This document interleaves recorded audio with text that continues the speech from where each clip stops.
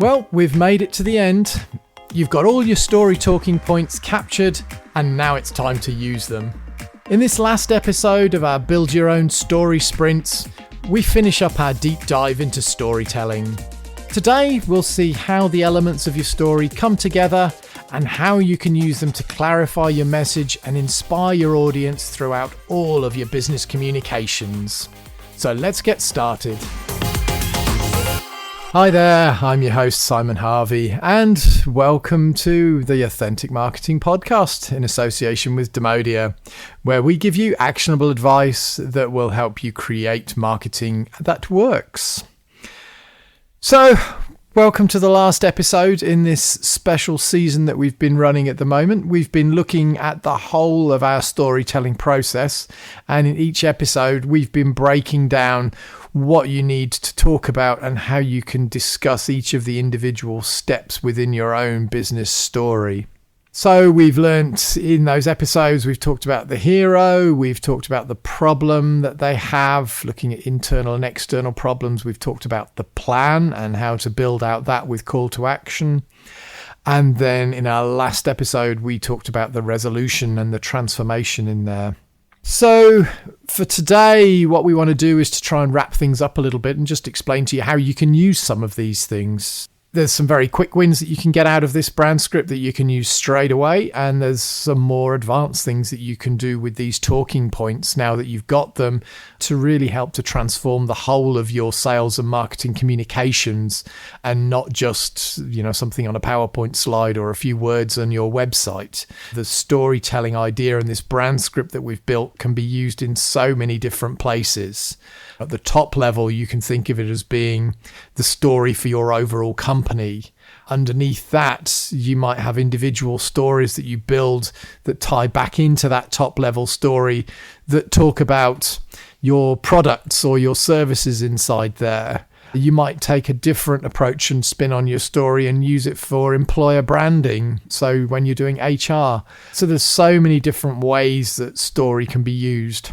So we're going to drill into some of those things.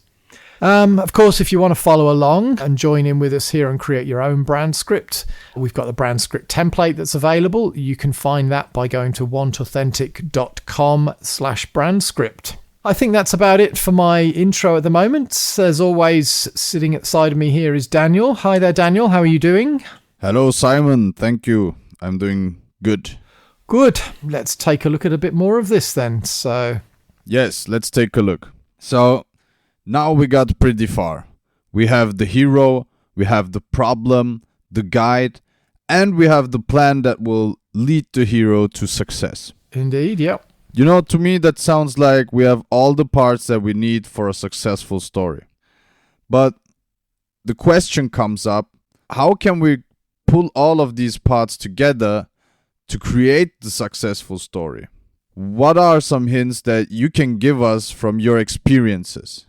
Okay. Yeah, let's see what some things are that we can pull through here. So first thing I would say is, if you have been following along and you've been filling in your brand script, you'll probably have found that as you go through each of the sections, you've put down lots of different ideas in there, or summarized lots of different bullet points, lots of different thoughts.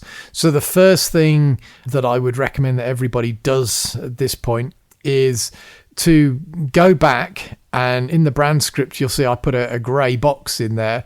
So pull out one sentence or a very short paragraph for each of the points. So summarize basically all of your ideas for each of those sections and pull out the thing that's most important in there and summarize that in one sentence, a couple of words, or a very short paragraph. You've then got something that you can take away, and you can give a clean version of this overall brand script to the rest of your organization. What I often do is to pull out each of those points into a PowerPoint slide, and then I just call that my talking points deck. It's a little bit like having a brand identity document that tells you how you use your logo and how you use your colors. This becomes your talking points deck that you can then share with everyone in the company and say, this is how we talk about ourselves. This is how we talk about the problem that our customer has. This is how we talk about our organization and how we solve that problem in there. This is how we talk about the challenges that our customers have and the success that they'll see afterwards. So it becomes a really important document if that's used correctly there. So that would be my first point. Take those points, summarize them, and share that widely. My second point, I think, is as you're going through and trying to create those summarization bits, think about the words that you're using in there. Again, we're trying to create a sort of an inspirational story here.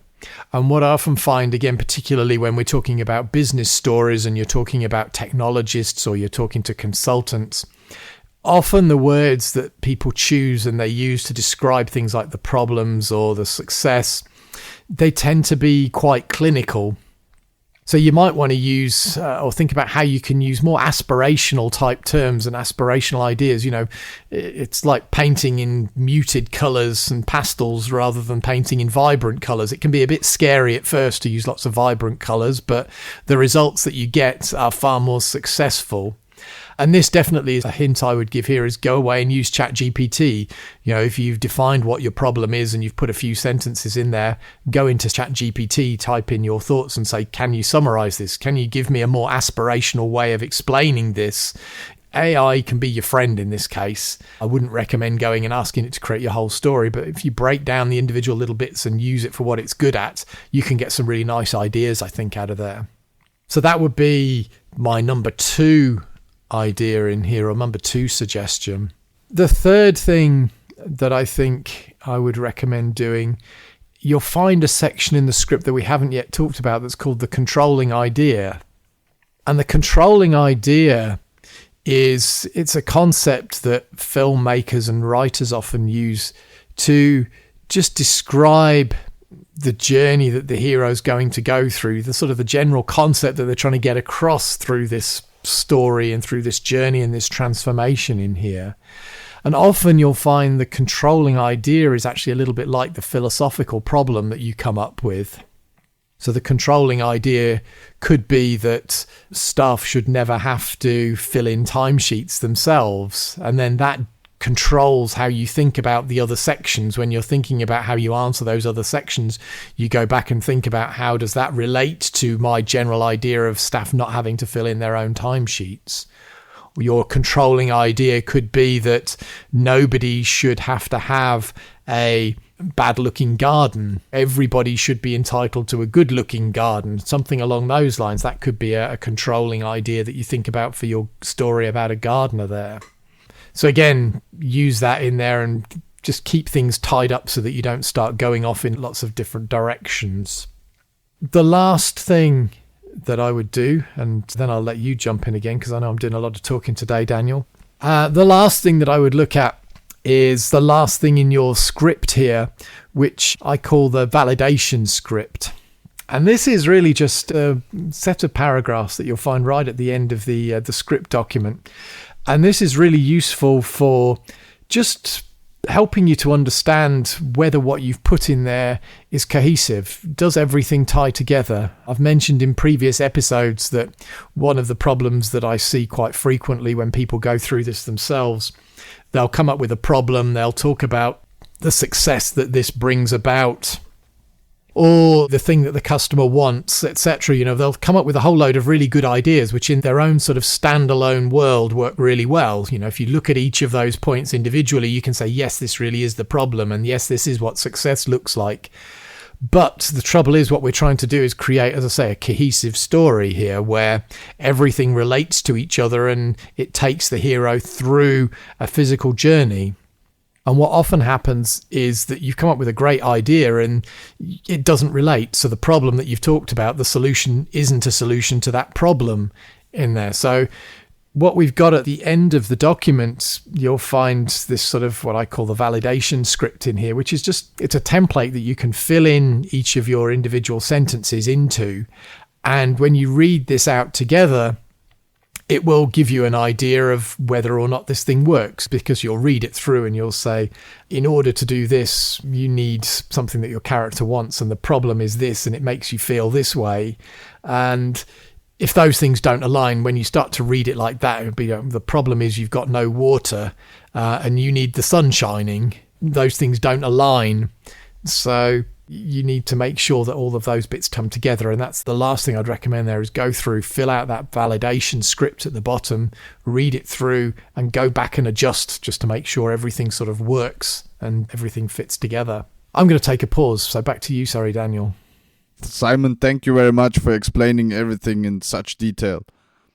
But I have a really good idea, How about we use the story in an elevator pitch? Yeah, I think that's another great idea. Yeah, maybe you can explain what an elevator pitch is to everyone that's listening. Yeah, an elevator pitch, Simon, that is a kind of pitch that you could demonstrate in an elevator. Yes, you heard right, in an elevator. Yep. Imagine you and your customer meet up in an elevator instead of a normal meeting room. And now you have to pitch your story to him in an elevator. So you don't have much time. You only have a few sentences to say. And that's what an elevator pitch is all about. Very good. That's pretty good. So how do you create the elevator pitch here? Let me explain. So very similar to the validation script that I talked about a minute ago. I've got another useful little template that you can fill in. And this is called my elevator pitch template. So I'm not sure if that's in the bottom of the brand script, but I can send you that if you want to drop me a message, or I'll post that up and a link to that basically in the show notes here. But what we've got is basically about 4 paragraphs here that you can use just to fill in your working points. So your elevator pitch goes something like, at Demodia, the company name in here, I work daily with, and then you can describe your heroes. Then it says, they want to, and then you describe the character's want, but the problem is, and then you can describe their external problem. And this leaves them feeling, and you can talk about the internal problem. So I know that you want to be an identity transformation, which is why I believe that, and then some philosophical problem. And then I understand empathy, which is why we, and then give your authority in here. So by doing this, my customers no longer have to talk about failure, and instead they're able to achieve success. So that's a really simple template that I use all the time, just to take the key points of the talking, or the key talking points from the brand script there, and literally just turn them into something that you can use straight away. So yeah, as Daniel said, if you meet somebody in an elevator or if you're at a trade show, you can sit there and just say to them, hi there, what do you do? Yeah, I work for a company called Demodia, and every day I work with sales guys and marketers that have problems explaining what they do. They want to be able to sell products quickly and effectively, but the problem is they can't explain what they do in a way that their customers understand, and this leaves them feeling frustrated because sales are taking too long, there's no leads coming into their website, etc. But I know that they want to be great salespeople and they want to be successful businesses, which is why I believe that everybody should have a communication tool that they can use to explain what they do. I understand how difficult it is for people that aren't trained in communications to be able to summarize these things and communicate clearly, which is why I help companies to work with a process, which is why we created a process for telling stories within organizations. And by doing this, my customers no longer have to struggle with slow sales or lost competitive deals. And instead, they're able to grow their business without even having to think about it. That would be my brand script. Good. I'm glad you like it. It took me a long while to come up with that. That makes sense, yes. Thank you, Simon. Elevator pitch is definitely a great opportunity to give away a short idea of what you do. Mm-hmm. Now, let's say we have created an elevator pitch. Yeah. Which channels can I use this elevator pitch on? Your elevator pitch, I mean, you can use in lots of different places, but also the brand script, I think you can use in lots of different places, or these talking points. So, as I mentioned, your elevator pitch is perfect if you're at a trade show. You can create something like that, and you can very quickly explain exactly what you do. Teach it to everybody that's on your booth. When somebody comes up, that's what they kick off with. Really quick and easy. Mm-hmm. Other things that you can do, these talking points work great in social media. So, we've talked about this in a previous episode where we talked about how to explain yourself on social. So I'll put a link into the chat about that one and where you can go that. But we've seen how each of the individual talking points can be used to stop people scrolling or to get people to click on there. What other channels can we talk about? Customer case studies we talked about the other day. So again, we've got templates that you can use for creating a customer case study based around storytelling, a customer success story. So you can use it to build those sorts of stories. Of course, you can use it if you've got a product to explain your product. Telling stories is a far more effective way of selling any product than giving feature function demonstrations, whether that be live demonstrations that you're giving or recorded screen cams or click tours. So storytelling plays a really important role in all of those things as well. And then, as I mentioned at the top of the session today, the other thing that you can use it for is building up sort of employee branding or employer branding things. So you can build stories that explain how it is to work in your organization. So you can actually build up some great ideas there. And again, rather than just talking about technically what your job entails, paint a picture of what it's like to work within the business. Mm-hmm. So there's just so many ways that you can use storytelling. Oh, of course, the obvious one that I've forgotten is your website. Of course. Put it onto your homepage, put it onto landing pages. Landing pages, it's really great. You don't need your whole story on a landing page, but if you pull out a few key things in there, what's the problem that your asset's solving and what's the actual solution that it's delivering, we've seen massive increases, several 100% increases in click-through rates by telling a story in a landing page rather than just sticking a set of bullet points that says, here's what you're going to get by joining our webinar, or here's what you're going to get by downloading this white paper. Tell a story and people are engaged and people want to know more. Okay, so those are the channels where I can use my elevator pitch. All right, Simon, thank you very much for telling me the difference between those different channels. I guess this is enough for today's episode, and we mentioned everything that there is to be mentioned. Yep. And I will hand over to you now. Thank you very much. Yeah, well, hopefully we've given you over the course of this season some inspiration as to how you can build your story and how you can use your story. You'll find the elevator pitch and things linked online. Of course, you can go to wantauthentic.com/brandscript to download that and get the template and go through these things yourselves. And if you followed through as we've gone through this, by now you should have basically your business story and an elevator pitch that you can use. As soon as you get back into the office, start testing it out. Test it out on your staff, get your salespeople using this, test it out on your customers and just see what a reaction it has. Going through that exercise that we've done, it really doesn't take much more than a few hours, particularly sit down with your team. But I promise you that if you do spend a little bit of time and you spend some time learning the secrets of story and how to communicate what you do without having to fall back to like a list of features, people are going to understand you better. People will understand you more quickly. And at the end of the day, people don't buy the best products. They buy the products and services that they understand the fastest. It's proven over and over again. So you're going to be inspired. You're going to be able to inspire them to join your cause. So if you're having troubles, you want any help with any of this, you want somebody to walk through a brand script with you, then come and join me. You can go to wantauthentic.com/coaching and find out more about my coaching community there. You can find a whole bunch of different people and you can test out your own ideas in a safe environment. So yeah, wantauthentic.com and then look at coaching in there and you'll find that. That's all for today's episode. Thanks very much for joining us. Thank you, Daniel, as always. I hope you found this series of special episodes useful. If you'd like us to do more of these sorts of things on particular areas, then drop me a note on LinkedIn, put some notes into the podcast chats, and we'd love to know what you want to know more about. Thanks for listening, and I look forward to talking to you on the next episode. Bye for now.